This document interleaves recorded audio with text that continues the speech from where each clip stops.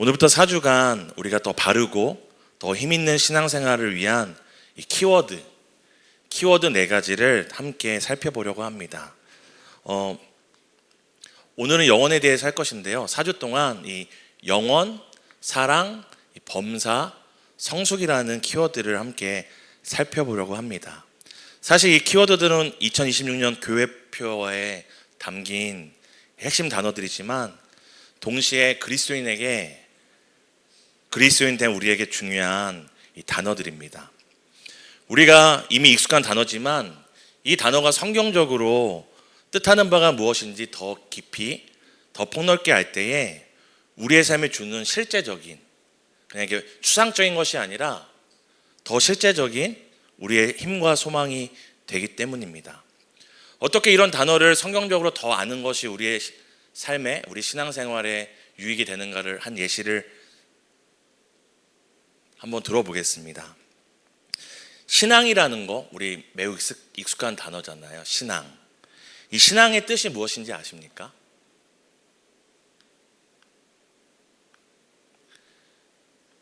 이 신앙이라는 것은 믿을 신에다가 앙모하다라는 뜻을 갖고 있습니다. 우리가 흔히 사람들에게 이 사람은 참 신앙이 좋아, 저 집 자녀는 참 신앙이 좋아, 신앙생활을 잘한다 이런 표현들을 쓰지만, 그럼 신앙이라는 것은 과연 무엇을 보고 신앙이 있다 없다, 신앙이 좋다 나쁘다, 더 나아가서 우리가 저 사람 신앙생활 참 잘한다 이렇게 말할 수 있는 그 기준은 무엇일까요? 성도님들 누굴 봤을 때 저분 참 신앙 좋다, 저분 참 신앙생활 잘한다, 저분 사회에서도 신앙을 참 잘 지킨다고 했을 때 그 기준은 어떤 것이었습니까?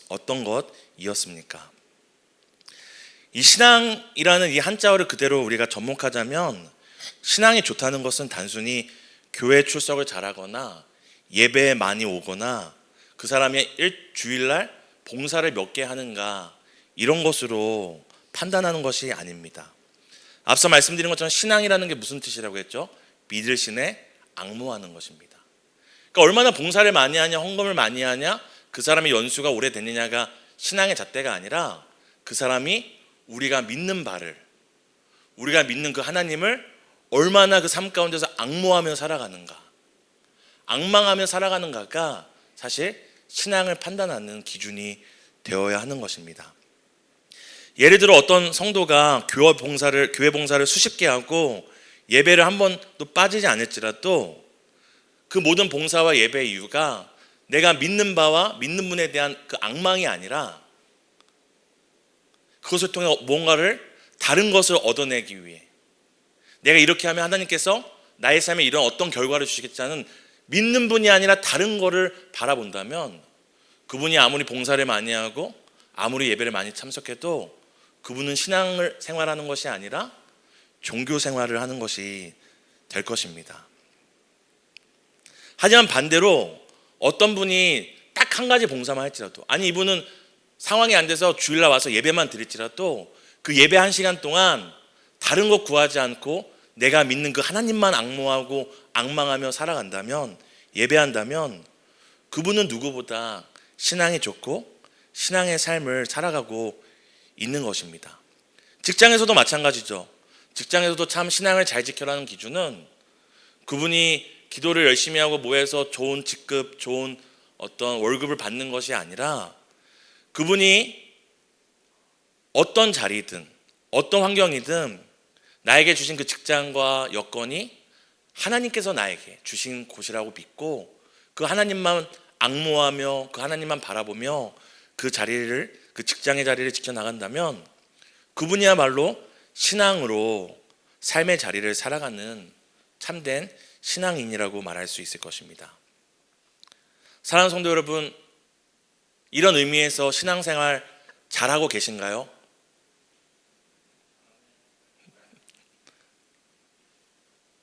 그저 기독교적인 어떤 예식과 기독교적인 봉사에 참여하는 것이 신앙생활이 아니라 빗자루질 하나를 할지라도 내가 앙모하는 그 주님을 바라보며, 아무도 보이지 않는 곳에서 화장실에서 쓰레기 하나 줍더라도 사람들의 시선이 아니라 내가 앙모하는 그 주님이 보고 계시기에 그 주님을 믿는 믿음으로 우리가 행동하는 것이 바로 신앙입니다. 이런 의미에서 우리는 출근할 때도 신앙으로 출근할 수 있죠. 우리는 설거지할 때도 신앙으로 설거지할 수 있습니다. 이놈의 남편 밥도 많이 먹었네, 이놈의 자식들 밥도 많이 먹었네 하는 사람이 아니라 이것도 주께서 나에게 맡기신 삶의 자리입니다. 자녀 교육도 마찬가지입니다. 우리는 신앙으로 우리 자녀 교육을 해야 됩니다. 어디 대학, 어느 직장, 어떤 선택을 해야지 이 세상에서 잘 살고 잘 될까가 아니라 우리 자녀들을 우리에게 허락하신, 우리 자녀들의 인생을 책임지시는 그 우리의 믿음의 주요 온전케 하시는 그 예수 그리스도를 믿고 앙망하는 마음으로 자녀 교육을 할 때 우리가 신앙으로 자녀를 키우는 것이 될 것입니다. 이처럼 우리에게 익숙한 신앙과 성경의 단어들이지만 우리가 의미를 더 자세히 살펴보고 폭넓게 알아갈 때 우리에게 주시는 유익이 있고, 이제 영어로 캘리브레이션이라고 하죠. 이게 초점이 잘못되거나 이 기준치가 잘못됐을 때 그걸 다시 0점으로 맞추는 걸 이제 캘리브레이션이라고 하거든요. 우리의 신앙에 캘리브레이션이 일어날 수 있는 것입니다. 잘못된 기준, 다른 기준을 갖고 있던, 성경과 다른 기준을 갖고 있던 우리의 신앙의 초점과 잣대들이 다시 바른 위치에 서게 되는 영적인 캘리브레이션을 가질 수 있게 됩니다. 오늘은 그 첫 번째 단어이자 이 성경 전체를 담는 이 영원이라는 단어를 우리가 함께 살펴보려고 합니다. 영원은 우리가 아는 것처럼 성경에 수없이 나오는 단어죠. 영원하신 하나님, 영원한 사랑, 영원하시도다, 영원한 그의 백성. 이 영원이라는 단어는 성경에 수없이 나오며 또 우리가 믿는 하나님이 어떤 분인지, 우리에게 주신 사랑이 어떤 사랑인지를 이해하는 중요한 단어입니다. 근데 우리가 이 영원이라고 하면 어떻게 생각하죠? 우리가 영원하면은 뭔가 끝이 없고 계속 지속되는 것을 우리가 영원이라고 생각합니다. 사실 그것도 맞습니다. 하지만 성경에서 얘기하는 영원은 그저 계속되는 것, 오래되는 것, 끝나지 않는 것만을 의미하지 않고 그 이상의 의미를 가지고 있습니다. 오늘 그것을 통해 우리가 믿는 그 영원하신 하나님이 어떤 분인지, 또 우리가 그 영원한 사랑과 은혜를 우리가 받는다는 것이 어떤 것인지를 우리가 함께 말씀 가운데 은혜 받으시기를 예수님의 이름으로 축복합니다. 그럼 성경이 말하는 이 영원이라는 이 원뜻을 알기 위해서는 우리가 성경의 첫 번째 단추를 잘 맞춰 껴야 합니다. 성경의 첫 번째 단추 우리 잘 아시죠? 함께 읽어볼까요? 시작. 이거 정말 우리 아이들도 외우는 만큼 익숙한 말씀인데요, 이 창세기 1장 1절을 잘 단추를 껴야지 사실 요한계시록 마지막까지의 이 성경을 우리가 잘 해석할 수가 있습니다. 사랑하는 성도 여러분, 제가 질문을 하나 할게요. 그리고 마치신 분께는 제가 망고 젤리를 드리도록 하겠습니다. 이것은 성도님들 혹시나 오해하실 걸 말씀드리면, 운전하다가 졸리면 먹어야지 그러시면 안 됩니다. 이 망고 젤리는 언제 쓰시는 거냐면, 잘 갖고 계시다가 주일날 교회 오셨을 때 우리 유소년부 아이들과 청소년부 아이들이 막 뛰어다니잖아요. 그때 망고 젤리 딱 주는 겁니다. 예배 나와서 이쁘다, 교회 나와서 이쁘다. 그럼 그 아이들은 집에 가서 뭐라고 얘기합니까? 엄마, 아빠, 교회에 엄청 좋은 분이 계셔. 망고 젤리 나눠주신 좋은 분이 계셔. 자, 이 망고 젤리를 그렇게 나눠줄 수 있는 기회를 드리도록 하겠습니다. 창세기 1장 1절, 우리가 잘 아는 말씀이죠. 이 말씀을 보면서 하나님이 세상을 만드실 때 제일 먼저 만드신 것은 무엇일까요?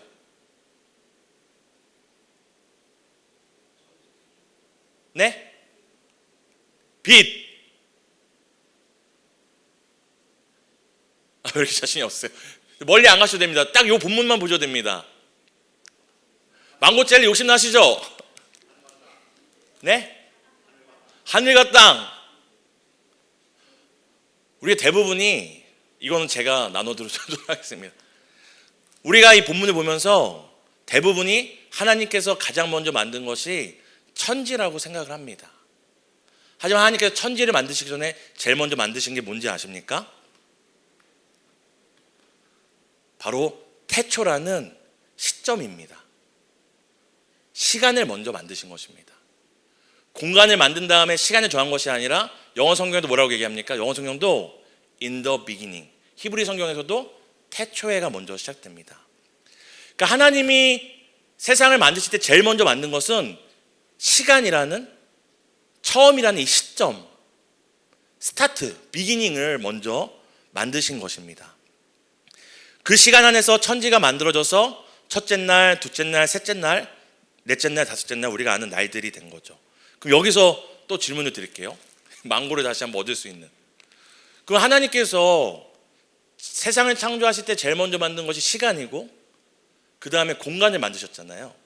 궁창을 나누시고 이렇게. 그럼 시간도 만드시기 전, 공간도 만들기 전 하나님은 어디에 계셨을까요?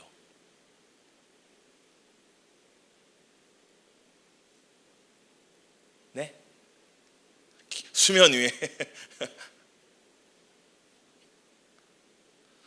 지금 하나님께서 태초라는 이 시간에 천지라는 공간을 만드셨는데, 창조하셨는데, 그럼 이걸 만들기 전에 어디 계셨을까요? 네? 비슷합니다. 이걸 바로 뭐라고 성경이 얘기하냐면 영원이라고 이야기를 합니다. 영원. 싸우지 마세요. 드릴게요. 우리가 아는 것처럼 제가 챗GPT로 만든 게 아니라 제 기술이 없어서 PPT로 이렇게 만들었습니다. 시간이 시작되었고 하나님께서 공간을 만드셨는데, 시간과 공간이 있기 전 하나님이 어디에 계셨냐? 바로 그것이 영원이라는 것입니다. 우리는 이 영원은 바로 시간과 공간을 이 사진처럼, 이 그림처럼 우리는 시간 안에 살아가잖아요. 공간 안에 우리는 살아가잖아요. 근데 하나님은 이 시간과 공간을 초월한 바로 영원이라는 그곳에 계셨습니다. 그래서 시간과 공간이 만들어진 후에 창조된 모든 사람과 모든 피조물은 무엇의 제약을 받습니까? 시간과 공간의 제약을 받습니다. 하지만 하나님은 시간과 공간을 만들기 전에 계셨기에 시간과 공간에 제약을 받으시지 않죠. 그래서 성경에 뭐라고 얘기합니까? 어디나 언제나 계시고 동일하신 하나님이라고 이야기를 합니다. 우리가 이것이 정말로 그러한지를 좀 더 살펴볼 수 있는 근거가 있는데요. 성경에는 이 영원이라는 단어를 표현하는 두 가지 영어 단어가 나옵니다. 첫 번째 영어 단어는 뭐냐면 everlasting이라는 이제 영원이라는 단어가 나오고요. eternal이라고 하는 또 영원이라는 단어가 나옵니다. 이 두 단어의 차이가, 우리 한국은 다 영원으로 번역됐지만 영어 단어로 보면은 의미가 다릅니다. 그래서 everlasting 뭐냐면 시간 안에서 지속되는 겁니다. 예를 들어 제가 건희 형제 제가 영원히 사랑할게요. 그러면 오늘부터 사랑하는 시작이 있잖아요. 이때부터 끝까지 사랑하는 게 바로 지속되는 게 바로 everlasting입니다. 근데 성경에서 쓰는 또 다른 영원이라는 단어의 eternal이라는 뜻은 뭐냐면 시간을 초월한, 시간을 구애받지 않는 초월함을 의미합니다. 그래서 이 eternal이라는 이 단어의 어원을 이제 라틴어로 찾아보면은 바로 에테르누스라는 이 라틴어에서 이 이터널이 나왔거든요. 그 에테르누스라는 이 라틴어의 뜻은 무엇이냐면 시간의 흐름 자체를 초월한 존재, 이게 바로 영원이라고 이야기하는 것입니다. 그래서 밑에 보면은 지금 데우스 에테르누스라는 이 라틴어가 무엇이냐면 하나님은 영원하시다, 영원하신 하나님이란 뜻입니다. 그러니까 우리는 그냥 영원하신 하나님 하면 전부터 그냥 하나님은 처음에도 계셨고 끝까지 계시니까 하나님은 영원하신 분이야 라는 그 개념이 있지만, 그것도 맞지만 성경이 얘기하는 이 영원은 무엇이냐면 하나님은 시간과 공간 밖에 계신 분이라고 이야기를 하는 것입니다. 그래서 단순히 사람보다 먼저 계셨고 사람이 죽어도 끝까지 오래 계시는 신이 아니라 시간 밖에 있는 하나님이 바로 영원한 하나님인 것입니다. 그러니까 우리가 믿는 영원한 하나님은 어떤 하나님입니까? 바로 시간과 공간을 초월해서 현재적으로 존재하는 상태를 말하는 것이죠. 그 하나님은 오늘 어디에 계실까요? 우리 마음에 계시죠? 교회 가운데 계시죠? 그럼에도 불구하고 하나님은 어디에 계십니까? 영혼 가운데 계시는 하나님입니다. 우리 이사야서 44장 6절과 41장 4절을 함께 읽도록 하겠습니다. 함께 읽습니다. 이스라엘의 왕이 여호와 이스라엘의 구원자인 만군의 여호와가 이같이 말하노라. 나는 처음이요 나는 마지막이라. 나 외에 다른 신이 없느니라. 함께 읽겠습니다. 이 일을 누가 행하였느냐? 누가 이루었느냐? 누가 처음부터 만대를 불러내었느냐? 나 여호와라. 처음에도 나요 나중에도 있을 자에게도 내가 곧 그니라.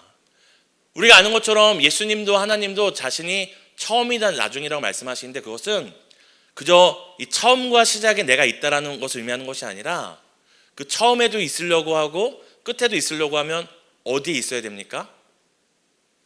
바로 이 영원이라는 곳에 하나님이 계신 분임을 우리에게 이야기하고 있는 것입니다.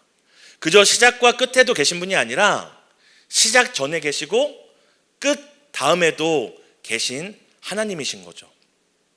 그 하나님의 입장에서는 우리는 오늘 2026년 1월 7일을 살아가잖아요. 근데 하나님은 지금 어디에 계십니까? 영원에 계십니다. 그러니까 하나님은 지금 창세기 1장 1절에서 우리가 아는 요한계시록의 종말을 영원에서 보십니다. 그럼 하나님께는 어떤 순간으로 보이나요? 그 순간이 흐름에 따라 보이는 것이 아니라 하나님은 영원에서 시작과 끝을 동시에 보고 계시는 겁니다. 그래서 성경이 하나님을 어떤 하나님이라고 이야기합니까? 전지전능하신 하나님. 이것이 우리에게 어떤 의미가 되는지, 영원에 존재하신 하나님 우리에게 어떤 의미가 되는지를 우리가 함께 좀 살펴보려고 합니다. 이제 이 성경이 얘기하는 영원이 어떤 개념인지는 아시겠죠? 그러면 하나님이 영원, 시간과 공간을 초월해서 영원에 계시다는 것이 우리에게 어떤 의미가 있는지를 함께 살펴보려 할 텐데요. 앞서 말씀드린 것처럼 하나님은 이 영원 가운데서 우리를 바라보시는데, 어떻게 바라보시냐? 우리를 동시에 바라보신다는 것입니다. 하나님은 세상의 처음과 마지막뿐만 아니라, 역사의 처음과 마지막뿐만 아니라 우리가 사는 인생의 그 80년을 동시에 보시는 것입니다. 성경에 보면 그래서 우리가 아직 태어나기도 전에 하나님이 우리를 아셨고 우리를 선택했다라는 표현이 나오기도 합니다. 우리가 사람들을 판단할 때, 서로를 판단할 때 어떻게 판단하죠? 우리는 그 순간에 의해서 판단합니다. 점들을 통해서 이 사람은 이 사람은 고집이 세, 이 사람은 이런 걸 좋아해, 이 사람은 나랑 성향이 맞지 않아. 우리는 그 점들을 모아서 누군가를 판단합니다. 그리고 누군가를 선택하기도 하고 관계를 끝내기도 하고 또한 관계를 결정하기도 합니다. 그런데 오늘 성경에서 하나님이 영원하신 하나님, 영원에 계신 하나님이라는 뜻은 무엇이냐면, 하나님은 우리를 점으로 보거나 순간순간으로 판단하신 것이 아니라 하나님은 영원에서 우리를 인생의 전부를 보신다고 이야기를 합니다. 사랑하는 성도 여러분, 우리가 오늘까지 살아온 모습을 볼 때 앞으로 자신의 모습에 더 소망을 가지실 수 있으신가요? 야, 참 난 건설적으로 살았어, 부끄러움 없이 살았어, 난 그래서 앞으로 더 좋아질 거야.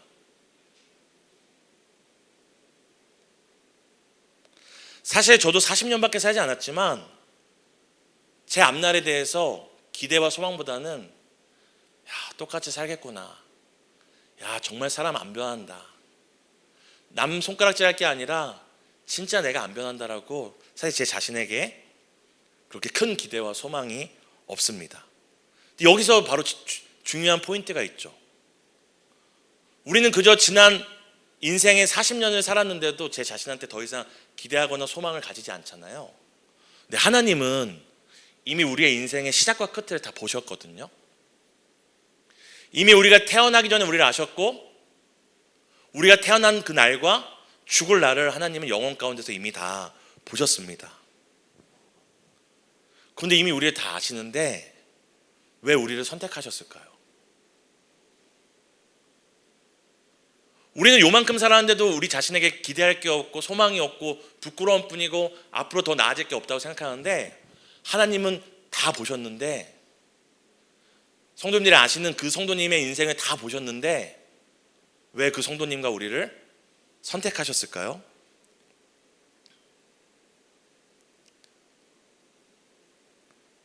성경이 우리에게 알려줍니다. 우리 에베소서 1장 4절을 함께 읽겠습니다. 함께 읽습니다. 곧 창세전에 그리스도 안에서 우리를 택하사 우리로 사랑 안에서 그 앞에 거룩하고 흠이 없게 하시려고. 디모데후서 1장 9절입니다. 하나님이 우리를 구원하사 거룩하신 소명으로 부르심은 우리의 행위대로 하심이 아니요 오직 자기의 뜻과 영원 전부터 그리스도 예수 안에서 우리에게 주신 은혜대로 하심이라. 아멘. 우리의 의로운 행위대로 우리의 인생으로 그저 우리를 판단하신 것이 아니라 예수 그리스도 안에서 결정하셨기 때문입니다. 그저 우리가 자충우돌하고 무너지는 우리의 삶의 실패와 부끄러움만 보시는 것이 아니라 그런 인생인 우리를 예수 그리스도 안에서 어떻게 변화시켜 성화시켜 영화에 이를지 그 창세 전에 그 영원의 관점에서 우리를 보고 계획하시고 결정하셨기 때문입니다. 우리는 사실 오늘 시공간에도 자꾸 하나님을 판단합니다. 그래서 우리는 우리의 모습에 따라 하나님이 이렇게 응답하실 거야. 하나님 나 미워하시겠지? 이제 더 이상 은혜는 없을 거야. 하나님 더 나 사랑하지 않을 거야 라고 시공간에서 나의 모습을 보고 시공간에서 나의 순간과 점을 보면서 하나님의 사랑과 은혜와 약속을 의심합니다. 그래서 스스로에게도 실망하고 자책하고 포기합니다. 왜 그렇습니까? 하나님도 우리와 같이 이 시간 안에 있다고 생각하기 때문입니다. 시간 안에서 우리의 순간을 보고 실망하시고 순간을 보고 기뻐하시고 순간을 보고 은혜 주시고 순간을 보고 징계하신다고 생각하기 때문입니다. 하지만 오늘 성경을 통해 우리가 주목하는 것은 보이지 않지만 영원한 것이라고 말하는 이 보이지 않지만 영원한 하나님의 사랑은 어떤 사랑입니까? 성경이 우리에게 넌 하나님께 사랑받은 자야, 너는 하나님의 은혜를 입은 자야, 너는 하나님의 약속 안에 있는 자야 할 때 꼭 앞에 형용사로 꾸미는 것이 있습니다. 무슨 사랑이라고 얘기하죠? 무슨 은혜라고 얘기하죠? 무슨 언약이라고 얘기하죠? 영원한 언약이라고 이야기합니다. 이것은 에버레스팅의 사랑을 얘기하는 것이 아니라 에버레스팅의 사랑은 품고 더 나아가서 뭘 담는 것입니까? 시공간을 초월한 영원에서 우리를 사랑하시기로 결정한 영원으로부터 우리에게 허락하시는 사랑과 은혜와 약속임을 성경이 이야기하고 있는 것입니다. 하나님의 사랑은 영원에서 오는 것입니다. 영원이라는 곳에서 우리의 시공간을 뚫고 우리의 인생의 순간순간에 들어와 우리에게 베푸는 사랑과 은혜와 약속인 것입니다.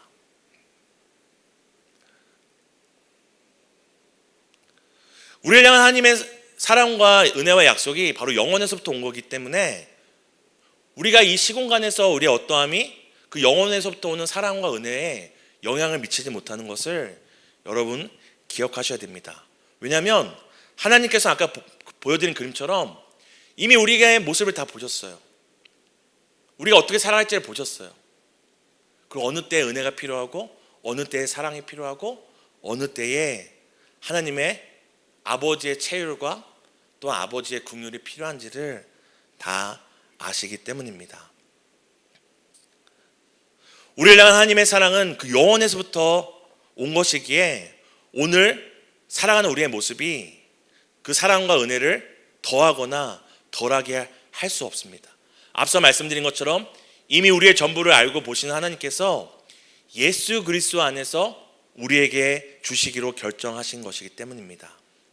하루에도 수없이 바뀌는 우리의 감정과 우리의 모습과 한 해만 돌아봐도 정말 왜 이것밖에 못 살았나 하는 우리의 모습이지만 그 지난 한 해를 통해 올 한 해 주실 은혜를 결정하는 것이 아니기 때문에 지난 한 해 우리가 얼마나 충성했느냐를 통해 올 한 해 우리에게 어떻게 은혜와 사랑과 복을 주실지 결정하는 것이 아니기 때문에 성경이 이렇게 얘기하죠. 하나님의 사랑은 변한다, 변하지 않는다? 변하지 않는다는 거죠. 왜 변하지 않습니까? 영원에서부터 왔기 때문입니다. 우리를 향한 영원한 사랑과 은혜는 그저 오래 지속되는 사랑과 은혜가 아니라 영원에서부터 오는 사랑이기에 그 어떤 것, 심지어 오늘 나의 모습도 영향을 주지 못하는 하나님의 선물이라는 것을 사랑하는 성도 여러분 기억해야 됩니다. 그렇다면 이 영원의 사랑, 영원의 은혜를 안에 살아가는 우리는 어떻게 살아가야 할까요? 오늘 사도 바울이 오늘 본문을 통해서 이야기를 하는 것입니다. 함께 읽도록 하겠습니다. 우리가 주목하는 것은 보이는 것이 아니요 보이지 않는 것이니 보이는 것은 잠깐이요 보이지 않는 것은 영원함이라. 우리가 파란색 글씨만 읽어볼까요? 시작. 우리가 주목하는 것은 영원함이라. 어떻게 우리가 살아야 됩니까? 영원을 주목하며 살아야 합니다. 영원으로부터 오는 사랑과 은혜와 약속 안에 우리는 영원을 주목하며 살아야 됩니다. 영원의 관점으로 주목하며 살아가고 사랑해야 됩니다. 먼저는 우리가 우리 자신에 대해서 영원의 관점으로 바라봐야 합니다. 우리는 너무나 그 순간순간 자신을 판단할 때가 있어요. 자신의 상태, 상황, 문제, 성공하면 교만해지고 실패하면 낙심하고 당장에 아픔이 생기면 물론 괴로움이지만 그것이 내 인생 전부를 삼키고 내 인생 전체를 결정짓는 것처럼 생각할 때가 있습니다. 하지만 그것은 하나님이 하시는 역사가 아니라 세상이 하는 것이죠. 하나님은 보이지 않지만 영원한 것을 주목하게 하시지만 세상은 어떻게 합니까? 보이지만 잠깐 있다 사라질 것을 자꾸만 주목하게 만드는 것입니다. 시공간의 그 점들을, 순간들을 사건에 주목하며 살게 하는 것이죠. 하지만 사도 바울이 오늘 고린도 교회를 향해서 외치는 것이 무엇입니까? 우리가 주목하는 것은 영원한 것이다. 우리가 주목하는 것은, 우리가 주목해야 될 것은 영원한 것이다. 사랑하는 성도 여러분, 제가 태평양 바다에 똥물 한 방울을 떨어뜨린들 태평양이 똥물이 될 수 있을까요? 제가 태평양 바다 한가운데 꿀 한 방울을 떨어뜨린들 태평양 바다를 꿀물로 만들 수 있을까요? 하지만 제가 요만한 종이컵에 똥물 떨어뜨리면 똥물이 됩니다. 요만한 종이컵에 꿀 한 방울 떨어뜨리면 단맛을 냅니다. 결국 우리가 어떤 관점으로 오늘 우리의 고난과 우리의 어려움들을 보느냐가 분명 인생의 환난이지만 그것을 경하게 느낄 수도 있고 우리가 어떤 그릇으로 그것을 보느냐에 따라서 다르게 해석될 수 있는 것입니다. 우리가 그저 이 시공간에서 우리가 이룬 성공과 실패와 이익과 손해와 아픔과 상처를 본다면 성공했을 때는 야, 나 같은 사람이 어딨나? 나 같은 사람이 어딨나? 나는 성공한 인생이야 말하겠죠. 하지만 영원이라는 태평양 바다에 그 성공을 떨어뜨려 보십시오. 점도 되지 않습니다. 반대로 이 땅에 실패해서 내 인생은 끝났어. 나는 이것밖에 안 되는 인생이야 말할지라도 영원이란 바다에 그 실패를 떨어뜨려 보십시오. 그 실패는 점보다도 작게 보일 것입니다. 우리의 이익과 손해, 아픔과 상처, 비교할 수 없는 영원한 관점, 영원한 바다에 빠뜨려 볼 때 우리는 우리의 모든 것들에 대해서 새로운 기준과 가치와 기준들을 보게 됩니다. 이것은 그저 긍정의 힘이나 어떤 정신 승리가 아닙니다. 왜 그렇습니까? 지금 예수께서 우리를 향하여서 너희에게 이미 이 영원한 삶이 시작되었다고 말씀하고 계시기 때문입니다. 우리 요한복음 3장 16절 함께 읽도록 하겠습니다. 하나님이 세상을 이처럼 사랑하사 독생자를 주셨으니 이는 그를 믿는 자마다 멸망하지 않고 영생을 얻게 하려 하심이라. 요한일서 5장 13절입니다. 내가 하나님의 아들의 이름을 믿는 너희에게 이것을 쓰는 것은 너희로 하여금 너희에게 영생이 있음을 알게 하려 함이라. 에버래스팅 라이프가 아니에요. 예수님 믿음부터 죽지 않는 영원한 삶이 영생이 아니라 무엇을 영생이라고 얘기합니까? Eternal life. 영혼의 관점으로 살아가는 것이 바로 영생의 시작이고 이미 우리 안에 시작된 영원한 삶인 것입니다. 왜 하나님께서는 우리를 사랑하셔서 멸망치 않고 그 아들을 믿는 자마다 이 영생, Eternal life를 살게 하신 이유가 무엇일까요? 바로 우리가 시공간에서 벗어나 영혼의 관점에서 살아가는 그 삶을 살아가기 원하셨기 때문입니다. 사랑하는 성도 여러분, 저도 목회자로 살다 보면은 선택을 해야 될 때가 있어요. 자동차를 사야 될 때도 제가 가진 재정으로 이만큼 살 수 있는데 저만 보는 게 아니라 함께 가는 성도님들, 또 성도님들 중에 그런 차량이 없으신 분들까지 다 생각하면서 그렇게 볼 때가 있습니다. 또 어떤 선택을 할 때도 때론 억울할 때가 있어요. 내가 왜 이런 억울함을 당해야 되지? 내가 왜 이런 상처를 받아야 되지? 근데 그때 제가 하는 것이 무엇이냐면 영원한 바다에 그 문제를 떨어뜨려 보는 겁니다. 내가 지금 당장 포기하는 것들, 당장 손해보는 것들, 억울한 것들. 근데 단 한 번도 제가 그 영원한 바다에 저의 어떠함을 던졌을 때 중하게 여겨지는 것이 없었습니다.